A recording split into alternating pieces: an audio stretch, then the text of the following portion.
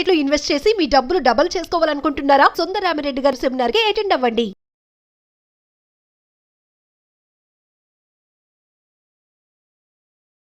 నమస్తే, welcome to Suman TV. Present మనతో పాటు ఉన్నారు సర్టిఫైడ్ వెల్త్ మేనేజర్ సుందరరామిరెడ్డి గారు. నమస్తే సార్. నమస్తే అండి. సార్, బంగారం విషయానికి వస్తే అంటే నిజంగా ఫిజికల్గా గోల్డ్ కొనడం అనేది పెట్టుబడా లేక పొదుపా అంటారా? పెట్టుబడి అంటే రిటర్న్స్ రావాలండి ఎంతకంత. అప్పుడప్పుడు అన్నా కనీసం ఎంజాయ్ చేయాలా. ఒక ఇల్లు మీద పెట్టుబడి పెట్టావు, రెంట్లు వస్తుంది కదా. పొలం మీద పెట్టుబడి పెట్టావు, కౌలు వస్తుంది కదా. బ్యాంకులో పెట్టుబడి పెట్టావు, వడ్డీ వస్తుంది కదా. అంటే ఇన్కమ్ ఎంతకంత జనరేట్ చేయాలా. దట్ ఈస్ గుడ్ ఇన్వెస్ట్మెంట్ అనమాట. అందుకని గోల్డ్ మనం పెట్టేది ఫిజికల్గా ఇన్వెస్ట్మెంట్ అవుద్దా అంటే గోల్డ్ ప్రైస్ పెరిగితే తప్ప నీకు వేరే రూట్లో రాదు. గోల్డ్ ప్రైస్ పెరిగితేనే నీకు వస్తుంది, అది రాదనమాట. ఇంకా అందుకని ఫిజికల్ గోల్డ్ నువ్వు అంత క్విక్గా అమ్మలేవు కదా. క్విక్గా నువ్వు అమ్మలేవు. ఎక్కడ కొంటే జిఎస్టీ బిల్లు అవి తీసుకెళ్ళి అదే షాప్లో తిరిగి అమ్మాల్సి ఉంటుంది. అంటే స్టోరేజ్ భయం కదా, దొంగలు పడి ఎత్తిపోతారని భయం కదా. మిగతా వాటికి లేనిది ఇక్కడ ఉంది కదా.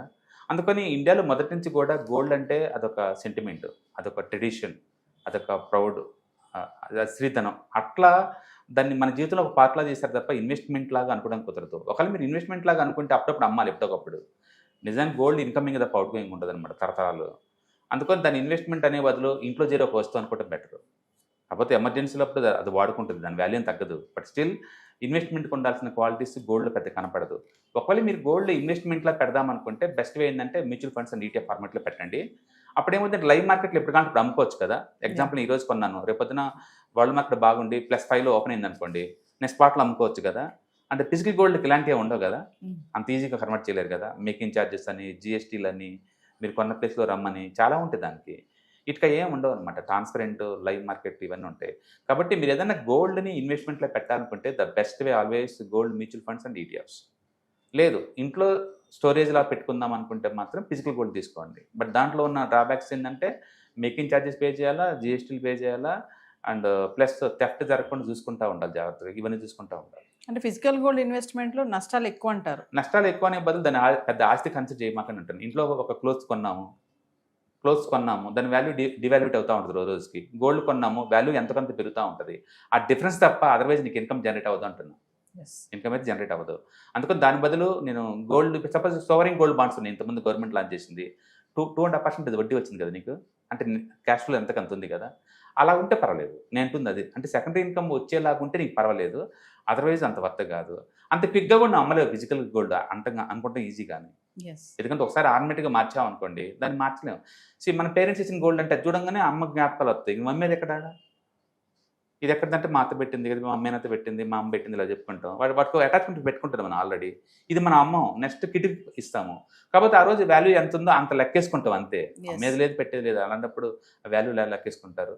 అందుకని మీరు గోల్డ్ మీద ఇన్వెస్ట్మెంట్ చేద్దామని థాట్ వచ్చినప్పుడు అది కేవలం ఇన్వెస్ట్మెంట్ అని మీరు అనుకుంటే బెస్ట్ అప్రోచ్ ఎప్పుడు కూడా ఈటీఎఫ్స్, మ్యూచువల్ ఫండ్ రూపంలో వెళ్ళండి. ఎప్పుడు కంటే అప్పుడు అమ్ముకోవచ్చు, ఎన్కాష్ చేసుకోవచ్చు. అప్పుడు కావాలంటే ఫిజికల్ గోల్డ్ కొనుక్కోవచ్చు. అలా కాదు, ఇంట్లో ఏదైనా గిఫ్ట్గా ఇద్దాము, ఏదైనా స్పెషల్ అకేషన్ ఉంది, ఒక మెమొరబుల్గా ఉండాలి అనుకుంటే మాత్రం గోల్డ్ కొనుక్కోండి. బట్ ఫిజికల్ గోల్డ్ ఎప్పటికీ కూడా ఇన్వెస్ట్మెంట్ అంత ఈజీ కాదు. ఇన్వెస్ట్మెంట్లో ట్రీట్ చేయలేం కూడా, ఎందుకంటే మీరు ఎక్కువసార్లు అమ్మలేరు కాబట్టి దాన్ని. అదే ఈటీఎఫ్ ఫార్మేట్లో ఉందనుకోండి, మేబీ 100% పెరగంగానే చాలే అని చెప్పేసి నమ్ముకుంటా కదా. అంటే మీరు యాక్టివ్గా ఉన్నారు, దాని అప్రిషియేషన్ ఎన్కాష్ చేస్తున్నారు ఏదో టైంలో. ఇట్లా గోల్డ్ ఉంటే చేయలేదు. మనకు 1,80,000కి వెళ్ళిపోయింది. కొంతమంది చాలామంది అమ్మరు, ఎందుకంటే ఫిజికల్ గోల్డ్ ఎందుకు అమ్ముతారు. ఇప్పుడు మళ్ళీ 1,40,000కి వచ్చింది కదా, అది పెరగచ్చు పెరగపోవచ్చు, నేను ఉంటుంది అది. అదే ఈటీఎఫ్ లాగా ఉందనుకోండి, నేను అమ్మేసుకోవచ్చు కదా ఆ టైంలో, మళ్ళీ ఇప్పుడు కొనుక్కోవచ్చు కదా. ఇలాంటి ఫెసిలిటీ ఎక్కువ ఉంటుంది. అంటే మన ఫ్రీక్వెన్స్గా మీరు అమ్మాలి, కొనాలి అనుకునే వాళ్ళకి మాత్రం ETFs and mutual funds gold బాగుంటాయి. అండ్ లేదు నేను పర్మనెంట్గా గిఫ్ట్గా ఒక స్పెషల్ అకేషన్ గుర్తుగా ఉంచుకుందాం అనుకున్న వాళ్ళకి మాత్రం అండ్ దాని buy as a physical gold. But ఏ రూట్లో కొన్నా అది ఆస్తే. కాబట్టి ఈ ఖాళీ ఉంచుకునే బదులు ఇన్వెస్ట్ చేయడం బెటర్. ఇంకా చెప్పాలంటే బ్యాంక్ డిపాజిట్స్కి ఆల్టర్నేట్ అనుకోవచ్చు దీన్ని. అదేమో ఇన్కమ్ ప్రొడ్యూస్ చేస్తుంది చేయదనే, కానీ ఇది కూడా ఇయర్లీ యావరేజ్ మీద 10 to 12% పెరుగుతుంది. ఎవరి ఇయర్ కాకపోయినా సరే యావరేజ్ మీద పెరుగుతుంది.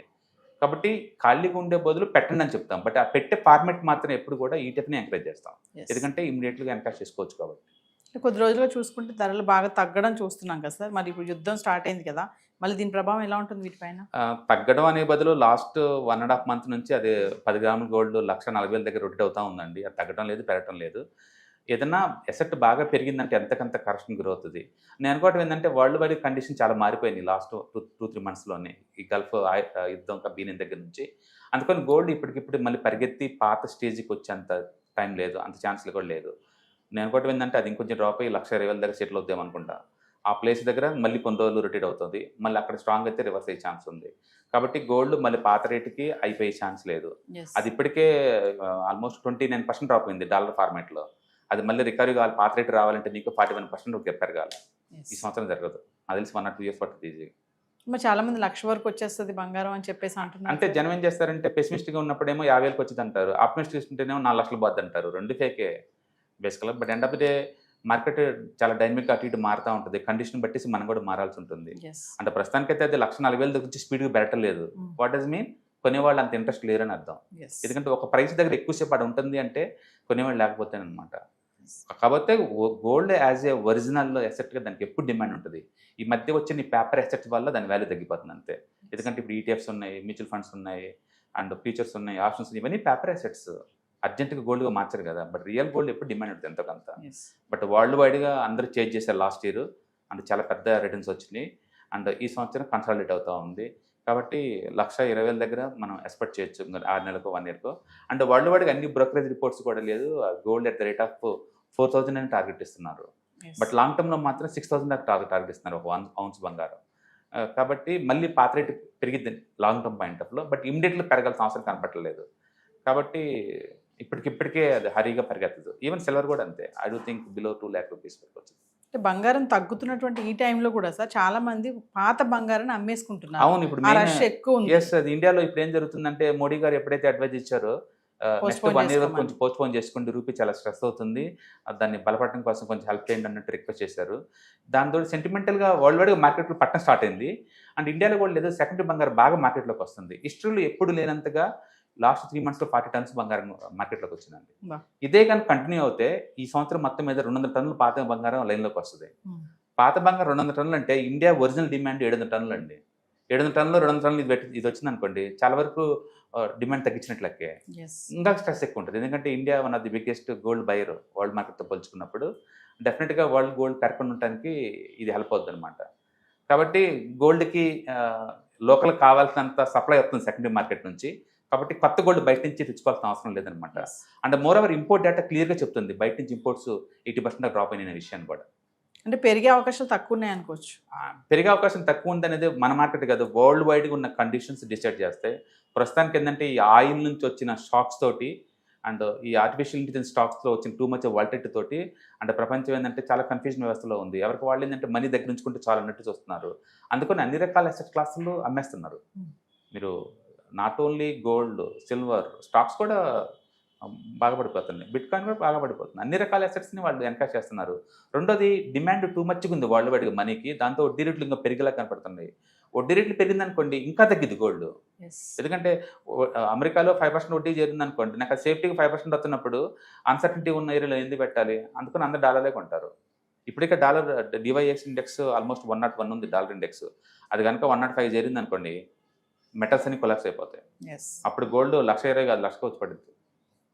కాబట్టి గోల్డ్ 1,20,000 మనం ఏర్పాటు చేయొచ్చు నెక్స్ట్ 4-5 months. Thank you.